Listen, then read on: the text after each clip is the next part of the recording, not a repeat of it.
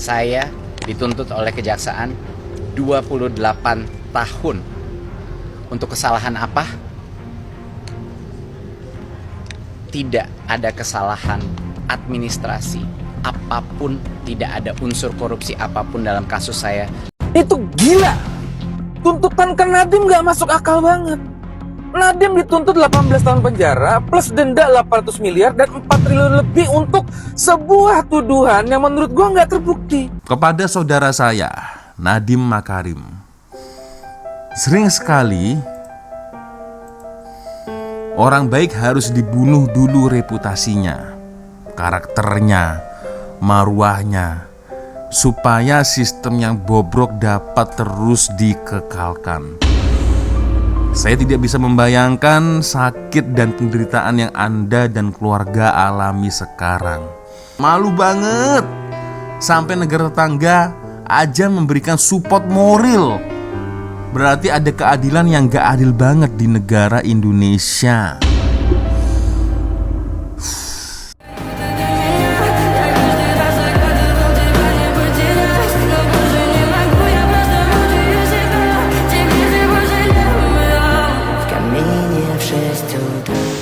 Yo, what's up, Re? Assalamualaikum warahmatullahi wabarakatuh. Hai, Re. Jumpa lagi. Ada saya di sini, Wak Lonjong. Salam Lonjong. Hiya. Apa kabar kawan-kawan?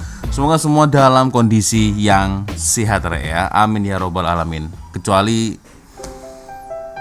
ada beberapa rakyat Indonesia yang sekarang tengah kurang sehat, ya, dikarenakan beberapa hari ini, beberapa bulan ini, guys, ada satu perkara case yang cukup viral dan tular. Dikarenakan ada satu nama, yaitu ex atau mantan Menteri Pendidikan, yaitu Bapak Nadiem Makarim. Nah, ini ya, sekarang Indonesia tengah viral dikarenakan ketidakadilan keputusan hukum yang ada di Indonesia, guys. Nanti akan saya coba jelaskan agar kalian tahu sebenarnya apa yang berlaku. Yang membuat menarik, ya, adalah ada satu ahli politik, ya, Syed Saddiq Syed Abdul Rahman. Beliau seorang YB, ya, yang berhormat, sampai memposting di Instagram beliau terkait dengan masalah ini, guys, ya. And ya, seperti ini tampilannya. Dan by the way, kesimpulannya berarti Syed Saddiq pun paham dan tahu sebenarnya apa yang berlaku dengan Nadiem Makarim. Sebuah fenomena yang sangat memalukan. Sampai-sampai Syed Saddiq memposting hal ini, guys. Allahu Akbar. Oke lah, geng, seperti apa case-nya dan sebenarnya apa yang saya bicarakan, mungkin sebagian dari kawan-kawan masih belum ada yang tahu. Saya akan coba jelaskan pelan-pelan, slow agar kalian tahu, guys, ya. Sebenarnya siapa yang diposting foto bersama-sama dengan Syed Saddiq ini? Siapa orang yang pakai kacamata ini, ya? Kita akan coba mengulas bersama-sama seperti apa videonya. Tapi ya, seperti biasanya hanya sekedar mengingatkan untuk kawan-kawan yang mungkin belum sholat, jangan lupa sholat dulu, guys. Dan sebenarnya saya letakkan link Shopee yang ada di bawah video ini. Saya tahu mungkin kalian berminat untuk shopping, boleh kalian check out sekarang juga.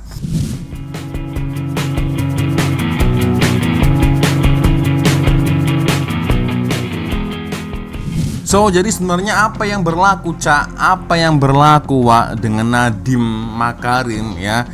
Ini kalau kalian tengok beritanya, sebenarnya ada banyak sekali dekat TikTok, di Google, ya, cari Nadiem Makarim, ya. Jadi sebuah perbedaan yang sangat-sangat mencolok, ya, apa yang terjadi dengan Bapak Nadiem Makarim ini, ya. Jadi beliau ini difitnah tentang korupsi, rasuah, kasus Chromebook. Nah, Chromebook itu apa? Laptop, ya. Laptop Chromebook untuk anak-anak sekolah, guys. Katanya kerugian negara ini mencapai 2,1 triliun. Hukumannya 18 tahun penjara, denda 5,68 triliun. Sementara di sebelahnya ini guys, kasus nikel, kerugian negara lebih banyak, yaitu 271 triliun. Hukumannya hampir sama dengan yang menghilangkan 2,1 triliun. Hukumannya 20 tahun penjara. Sementara Nadiem Makarim 18 tahun penjara. Dendanya hanya 420 miliar. Sementara Nadiem Makarim harus membayar denda 5,68 triliun guys. Sebuah perbedaan yang tidak masuk akal ya. Menteri Pendidikan, Riset Kebudayaan dan Teknologi Nadiem Makarim dituntut 18 tahun penjara atas terkait kasus rasuah atau korupsi pengadaan laptop Chromebook. Itu gila. Tuntutan ke Nadiem gak masuk akal banget. Nadiem dituntut 18 tahun penjara plus denda 800 miliar dan 4 triliun lebih untuk sebuah tuduhan yang menurut gua nggak terbukti. Hitung-hitung dendanya gimana? Gimana sih? Masa dendanya lebih tinggi dari kerugian negara yang didakwakan? Semua tuduhan udah terbantahkan di pengadilan. Kok bisa-bisanya Nadiem masih dituntut sesadis ini? Udah gitu, kalau Nadiem nggak bisa bayar, diganti kurungan 9 tahun. Itu artinya tuntutan Nadiem kira-kira totalnya 27 tahun. Lu bayangin, koruptor, pembunuh, tukang bahkan teroris juga setahu gue belum ada yang dituntut setinggi itu. Ini nggak salah. Ini nggak masuk akal sehat gue. Buat gue, dengan apa yang udah dibuat Nadiem kepada bangsa ini, nggak pantas kalau Nadiem diperlakukan kayak gitu. Sekarang tinggal nunggu keputusan hakim. Semoga keadilan masih ada. Saya hari ini dituntut secara efektif dituntut 28 tahun. Rekor. Lebih besar dari berbagai kriminal-kriminal lain. Ya, 18 plus 9. Ya. Jadi 18 plus 9. Dan plus 9 itu adalah uang pengganti. Dan uang pengganti itu adalah jauh di atas harta kekayaan yang saya punya. Jadi bisa bayangkan, itu artinya otomatis saya dituntut oleh kejaksaan 28 tahun. Untuk kesalahan apa? Tidak ada kesalahan administrasi apapun, tidak ada unsur korupsi apapun dalam kasus saya, dan seluruh masyarakat sudah mengetahui. Jadi saya bingung. Kenapa? Kenapa tuntutan saya lebih besar daripada pembunuh? Tuntutan saya lebih besar daripada teroris. Nah, ini mungkin adalah karena di dalam alur persidangan ini sudah terang benderang bahwa saya tidak bersalah. Tetapi karena takut saya bebas, angka yang begitu tinggi dilemparkan kepada saya. Dan yang lebih menyakiti hati saya, dan ini hal yang saya tidak mengerti karena saya sudah mengabdikan diri saya 9-10 tahun kepada negara ini, bahwa ada uang pengganti. Jadi tidak cukup saya dimasukkan ke penjara. Mereka menggunakan uang pengganti sebesar 4 triliun plus 809 miliar. Jadi totalnya itu 5 triliun. Total kekayaan saya di akhir masa menteri itu nggak sampai 500 miliar. Dia menggunakan satu angka yang menjadi puncak nilai kekayaan saya pada saat IPO. Cuman sekejap itu. Itu artinya kekayaan yang tidak real atau fiktif. Dia menggunakan angka itu, lalu itu yang dijadikan uang pengganti. Dan mereka tahu saya tidak punya uang itu. Jadi kenapa itu dilempar kepada saya? Yang lebih mengejutkan lagi adalah tidak ada hubungannya. Uang itu adalah kekayaan sah yang saya dapatkan menciptakan jutaan pekerjaan dengan saham Gojek. Itu adalah saham yang saya dapatkan di tahun 2015 dan semua pembuktiannya sudah ada. Tetapi tetap saja itu digunakan sebagai senjata hukum. Nggak tahu untuk menakuti saya, untuk menekan saya, tidak mengerti apa sebenarnya alasan dari ini. Dan beliau juga pendiri dari aplikasi Gojek guys ya. Jadi beliau ini jasanya sangat banyak sekali untuk Indonesia, yaitu membuat atau menciptakan 4 juta lapangan pekerjaan. Tetapi anehnya malah dituntut penjara 27,5 tahun penjara. Nah ini nih ya. Waduh, ada yang beritanya 18 tahun, ada yang 19 tahun, ada yang sampai bahkan 27 tahun ya.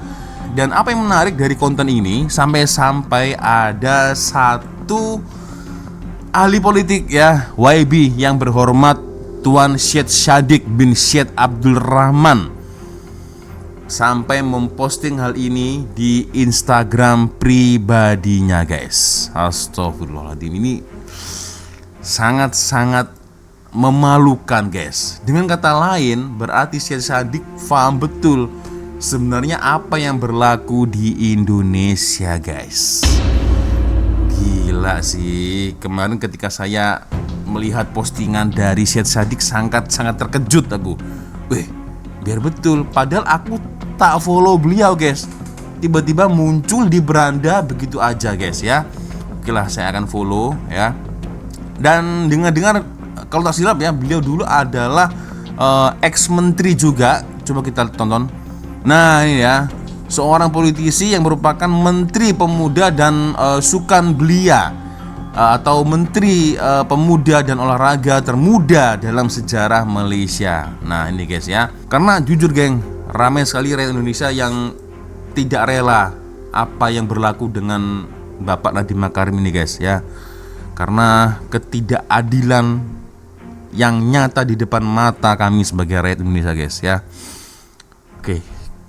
Ini sorry to say kalau agak-agak menitis air mata, guys ya. Kepada saudara saya, Nadiem Makarim, sering sekali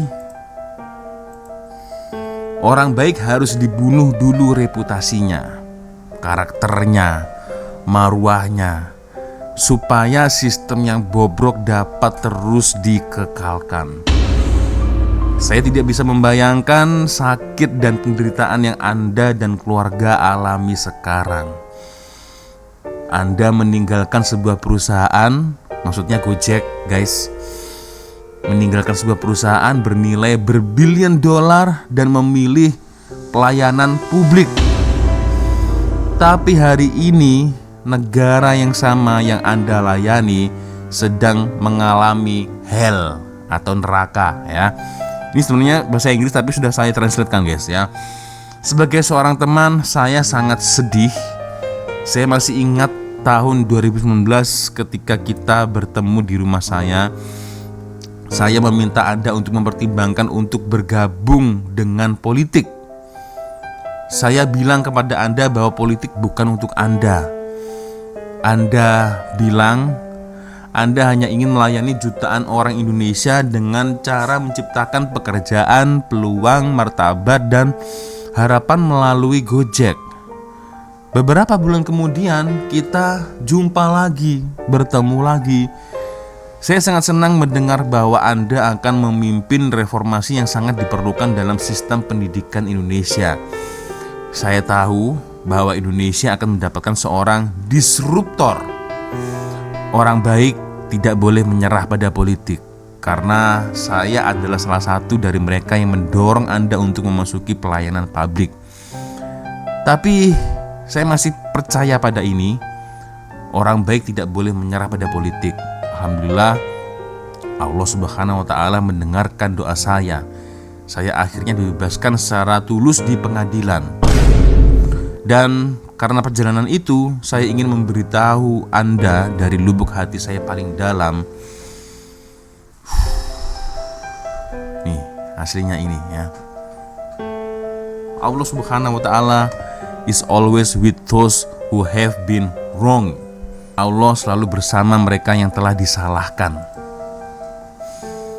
Oke.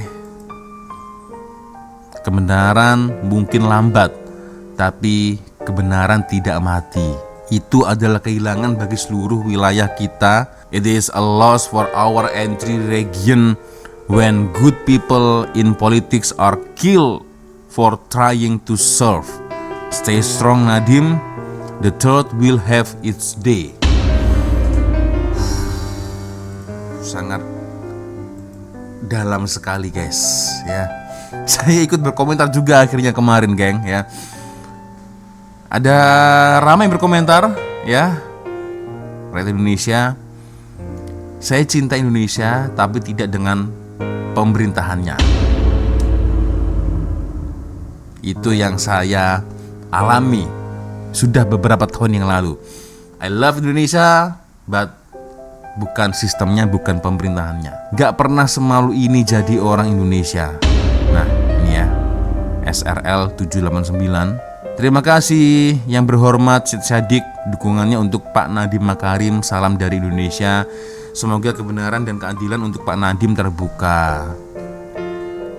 Ada juga Dabnaking ya. May Allah Subhanahu wa taala be with the family and give everyone strength. May justice prevail.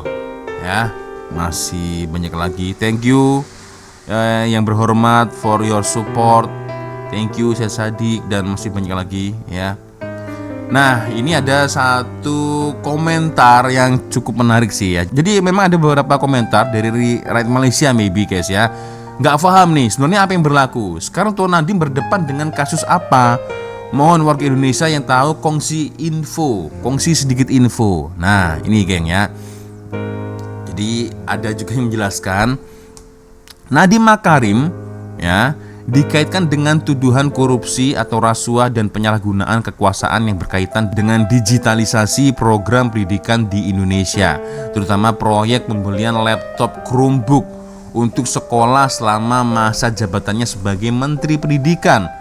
Dan semua itu tidak terbukti. Tetapi yang peliknya, anehnya, pengadilan tetap menghukumnya 18 tahun penjara dan denda yang luar biasa. Seperti yang kita baca tadi guys ya, seperti jumlah uang super yang luar biasa besar yang bahkan dia tidak punya ya. Oke, kukira untuk anak sekolah, tetapi ini buat sekolah. Ya buat sekolahnya ya guys ya. Tapi untuk itu ya untuk anak-anak juga ya. Nah itu ya. He has been charged by JPU. Maksudnya apa ini? By not sentenced by judge yet. Oke, dia telah dikenai tuntutan oleh JPU tetapi belum dihukum oleh para hakim. Nah itulah guys ya. Ini ada yang lagi kok. Salah dia. Bagaimana mau bergabung dengan pemerintahan yang korup? Iya juga guys ya. Tapi itu mungkin salah satu bentuk perjuangan dari Pak Nadiem Makarim ketika melihat satu negara yang seperti ini, dia muncul di tengah-tengah kegelapan. Maunya dia inginnya Indonesia lebih baik, tapi ternyata dia malah dikriminalisasikan guys, di penjara tanpa dia bersalah loh. Coba, boy, Indonesia nggak malu apa? Nah, jujur kita malu juga bos. Diposting oleh Syed Saddiq ini kan, astagfirullahaladzim. So geng ya itulah, malu banget. Nah ini guys ya, malu banget. Sampai negara tetangga aja memberikan support moral. Berarti ada keadilan yang gak adil banget di negara Indonesia. Ya itulah guys ya. Akhirnya saya jadi berpikir seperti ini guys. Orang-orang seperti Pak Nadiem Makarim yang jujur, yang ingin Indonesia maju aja, bisa dipenjara guys, karena sebuah kebenaran. Apalagi kita sebagai rakyat biasa, akhirnya kan kita jadi takut guys untuk menyuarakan hak kita, untuk membuat Indonesia lebih baik. Bukannya lebih baik, malah kita yang kena guys. Paham gak kalian guys? So itulah yang berlaku geng sekarang di Indonesia. Dan sangat ramai sekali, banyak sekali berita-berita yang bertebaran di luar sana, di YouTube, TikTok, Instagram, terkait dengan kasus tidak adilnya yang menimpa Bapak Nadiem Makarim, ex dari Menteri Pendidikan Indonesia guys. So gimana geng menurut komentar kalian? Boleh komen di ruang komentar. Oke, sepertinya cukup sudah untuk video kita kali ini. Thank you sudah nonton, dan ya saya minta maaf apabila mungkin kalau ada kesalahan kata-kata baik dari awal video sampai dari video. Seperti biasanya kalau ada video menarik yang mungkin boleh kita ulas sama-sama, silahkan kirim videonya di Instagram. Dan harapan saya semoga apa yang terjadi dengan Bapak Nadiem Makarim ada keadilan nanti guys. Mungkin tidak sekarang, one day ya. Entahlah ada seseorang atau someone atau siapapun itu, atau bagaimana caranya geng, aku tak pasti geng. Harapan kami sebagai rakyat Indonesia, semoga ada keadilan untuk ini semua, geng, ya. Dan akhirnya saya Pak Lonjong pamit dulu, geng. Wassalamualaikum warahmatullahi wabarakatuh. Semoga Allah Subhanahu wa taala melindungi kita semua. Amin ya rabbal alamin. See you. Bye bye.